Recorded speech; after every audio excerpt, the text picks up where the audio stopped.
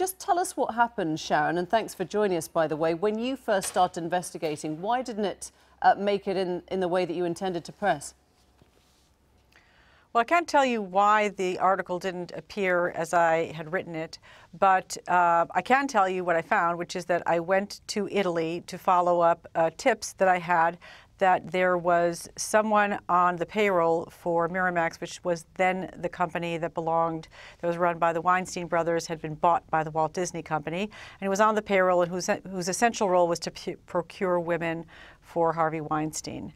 I did actually get that story, and I additionally had a tip that there was a woman who had been paid off to buy her silence after an unwanted sexual encounter by Harvey Weinstein. So this was, I had heard rumors about these kinds of things for a number of years, but it was never really enough to publish. And so I thought, having covered the industry for a number of years, I got my editors to greenlight taking a deep dive and really trying to take a swing at this story to find out, is it true, and can we prove it? So I did manage to meet with the woman who had taken a payoff in London, but she literally wouldn't say anything. She actually just met with me and didn't speak. Right. It was a very frustrating conversation, and she was terrified that she was violating her non-disclosure. So when I went back, I wrote the piece of the story that I had, which had to do with the executive in Miramax who was not really an executive.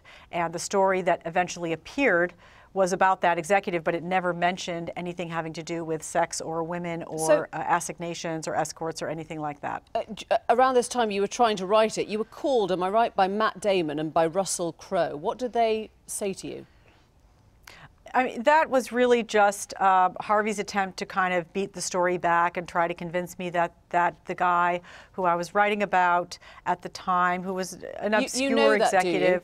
You think he got them to call you? No, I know. We all agree there wasn't really, I mean, Matt Damon and Russell Crowe don't call me. I'm not on their call sheet. They were calling me to vouch for this executive whose name was Fabrizio Lombardo. And so they were calling to say that they knew the guy, they'd hung out with him in Italy, and he seemed like a good guy. And I didn't ask them about the allegations because they had nothing to do with the story, and I didn't need to involve them, and I didn't want to involve them. So I just said thanks and goodbye. So you were worried at any stage about being sued when you printed this, or was it just that you couldn't get the paper to print it?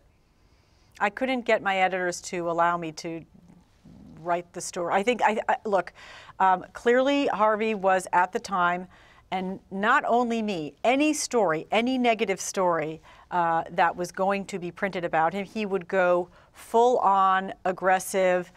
Anything, any tool, any card he could play, any tool he could use to get that story not to appear in print. Not just about his personal life, but about finances, about whether the company was in bad shape, about whether a movie review was bad, everything. He is that kind of player. So no doubt that he was going to use everything he could. And I was told that he had visited the newsroom personally to speak to my superiors. I don't know what he said. I don't know what threats were issued. But you think the media was actually complicit, do you? You think there was an overlap between the movie business and the media that was writing about it and what they agreed to print? I can't speak for the entire media. I think that there was not enough evidence to print what people had heard vaguely. And there is a moment that we are experiencing now when all of these women, some of whom are abrogating their legal disclosures that they've signed, are saying it's time to speak. And as you can see, it's like the floodgates have opened. It's absolutely astonishing. All of these actresses named, and who, by the way, Asia Argento is one of the names that I'd heard about for years, but she decided to finally speak. And she said that her story is tainted by the fact that she then went back and had a consensual, after the initial encounter, had a consensual relationship. I had heard for years that this film that she went on and made was inspired by the trauma of that encounter with Harvey Weinstein, but she's not somebody who was willing to ever talk about it on the record before. So the fact that I'm so sorry, Sharon. We're running out of time. I don't want us to crash off air, but thank you so much. That was extraordinary to hear your thoughts.